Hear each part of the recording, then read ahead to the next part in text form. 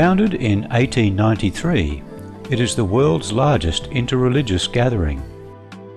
Every 5 years, religious communities and spiritual groups from all over the world are brought together in the spirit of peace, understanding and cooperation. It is the parliament of the world's religions. There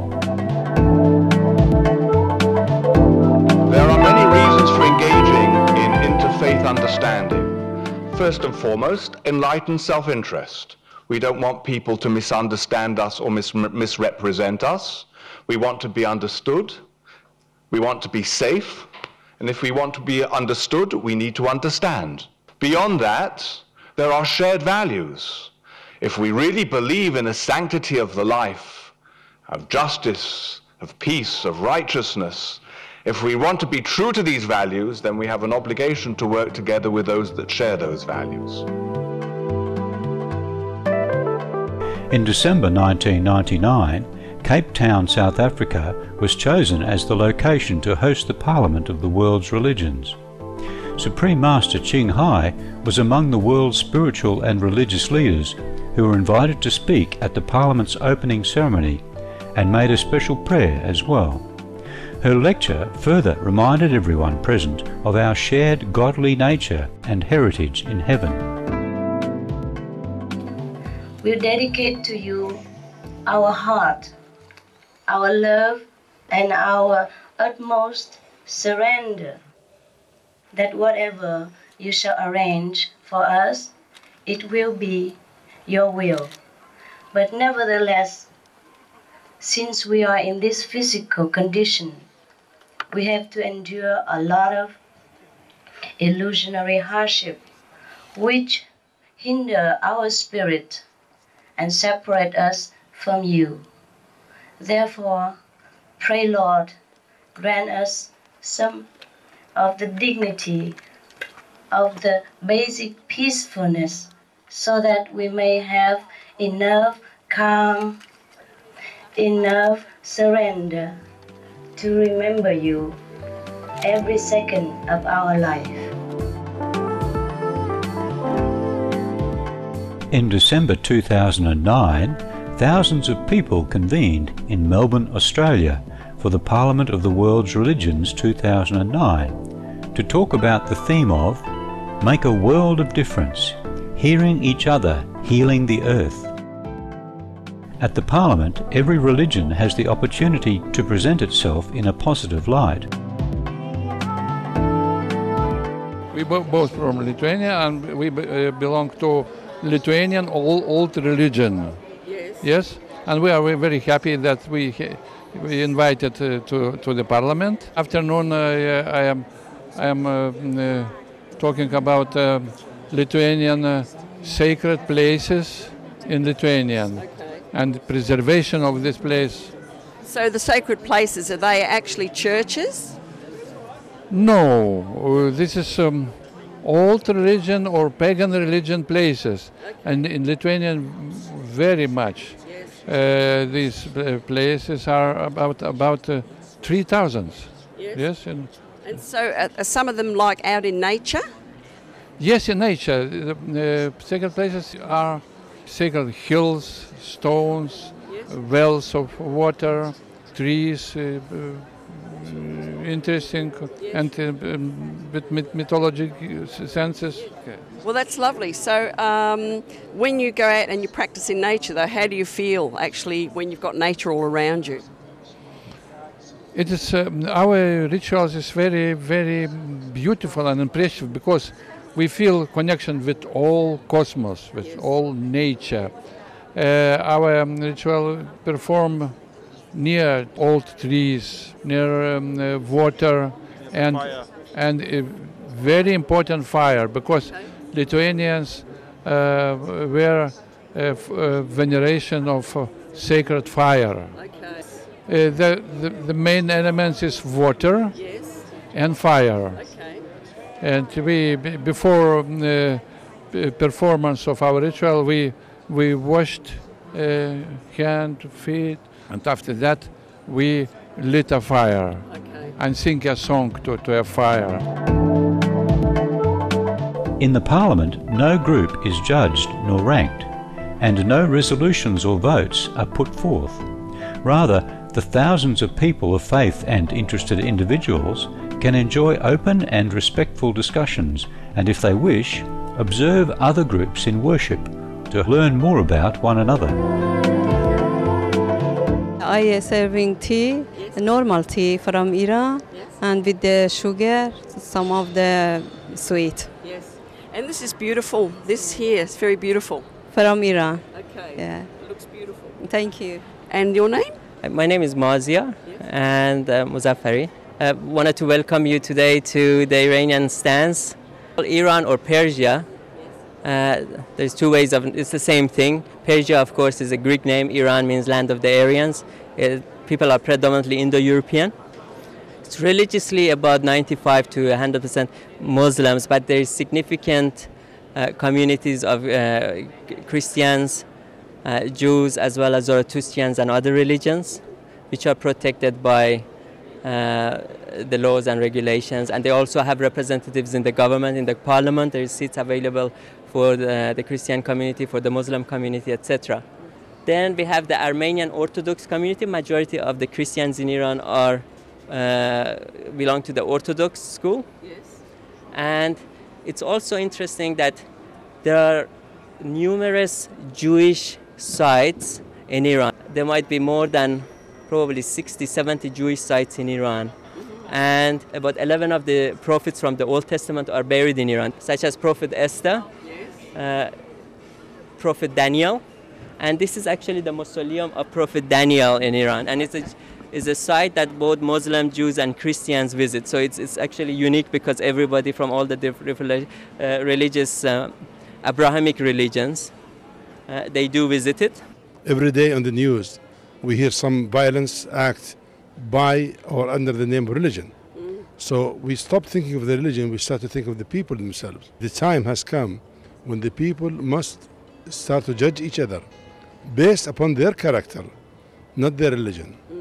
And people must learn how to accept each other because all we are created by God and we have different faiths. So people have the freedom to choose any faith they want, but they shouldn't hate each other and kill each other for it. Jain religion in very simple language is ahimsa or non-violence. That means no harm to anyone in thoughts, words or deeds. Or I would say in simple language, ahimsa is AHMISA. A stands for avoidance, H harm, I intended by mind, M mind, S speech and A action. No harm by mind, speech and action. As simple as that. People have a wrong concept about spirituality. They think spirituality means like running away from life, or when someone is very sad they become spiritual, or when they grow very old and they have nothing else to do then they become spiritual, because it's a wrong concept about spirituality. Spirituality simply means whatever you do to enhance your spirit, and spirit is joy, spirit is love, spirit is enthusiasm. So here His Holiness Shri Ravi Shankar Ji has given a beautiful dimension to spirituality. That is why the name of this course itself is the art of living. It is not art of leaving. You don't have to leave anything to become spiritual. You can live your life fully. There is a difference between existing and living. Existing means like mic is there, floor is there, sofa is there, I am there, roof is there, just existing.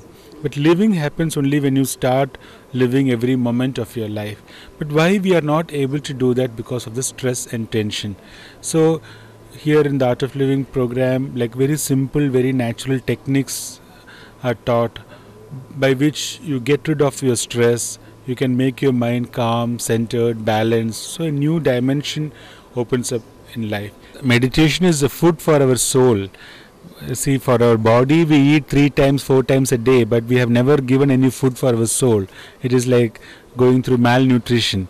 So it's very, very important that we have to meditate every day. We have to learn some technique of meditation. If you have to do a job, you need concentration, you need presence of mind, you need focus. But to relax, do you need any concentration? Have you ever said, I want to relax, now let me just concentrate? No. Concentration is a result of meditation. Someone who meditates every day, they'll have concentration, they'll have focus, they'll have presence of mind. So it's very, very important that we learn some technique of meditation and practice it every day.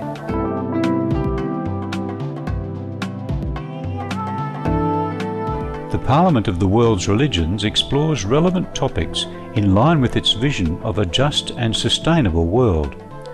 Dialogues and activities are opened on topics such as art, music, the hereafter, and the valuable roles of leadership of women and Indigenous peoples. At the Parliament of the World's Religions 2009, participants focused on climate change and the spiritual values and deeds needed to save the planet.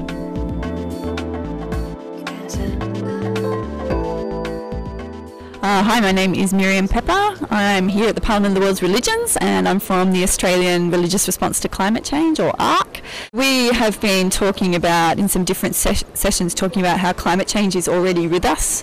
There are already people across the world who are being impacted by climate change. So whether that's from increased bushfires here in Australia, people in small, low-lying islands in the Pacific region, the river deltas of Asia, Africa, the Arctic peoples, all being affected by climate change. And this, of course, will escalate unless we do very much more. And there's a call for us from all our different religious traditions to care for the earth, to respect the earth, to tread lightly on it, to love and care for our neighbours, our fellow human beings, and to cooperate in this work of restoring and caring for the planet for the sake of everybody, for the sake of future generations, for the sake of life on this planet. If you really look at it, the air, water, fire, earth and vegetation, we are surrounded by them. They are our environment. And Jainism teaches us to minimize the use of these 5 things for our existence.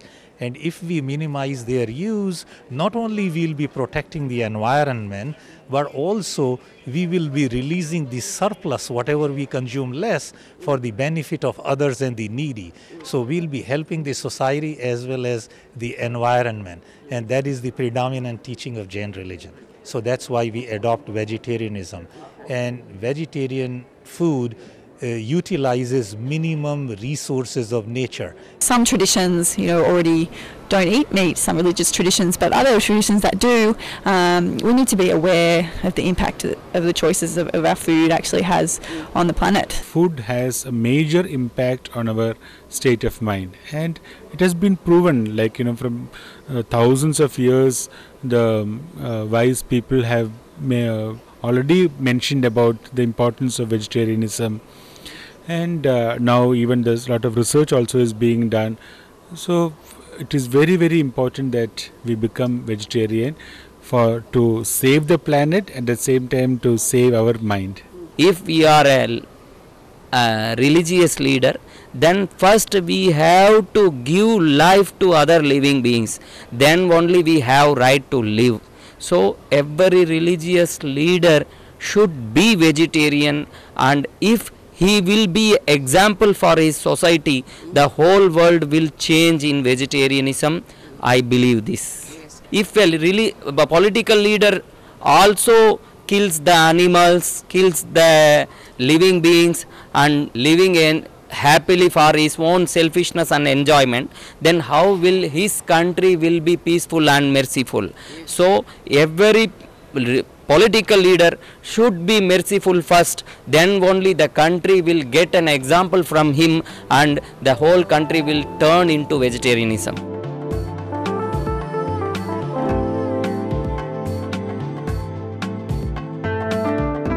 Welcome to the Parliament of World Religion, and we thank them wholeheartedly for this invitation, which gives us the opportunity to see each other, study with each other, and make friends with each other.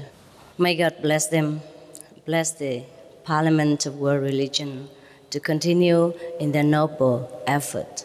When we see this beautiful planet, we know the artist must exist, who must be so great, so mighty, that he's been able to create such a beautiful being as our earthly planet. Nevertheless, not all of us know what God is like. We have been made to forget that we are the glory, the beauty, the most incredible being that ever exists.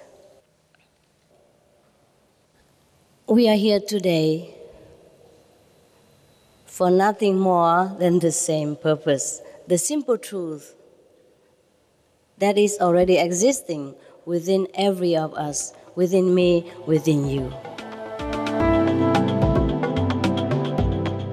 Our Appreciation Council of the Parliament of the World's Religions, participants from various faiths and all involved for coming together as a peaceful example for all.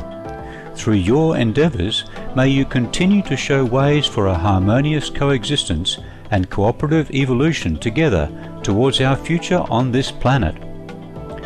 Thank you, gracious viewers, for your company on today's A Journey Through Aesthetic Realms. Now, please stay tuned to Supreme Master Television for our noble lineage after noteworthy news. May your open mind and heart receive the best blessings from above. For more details, please visit www.suprememastertv.com/AJAR.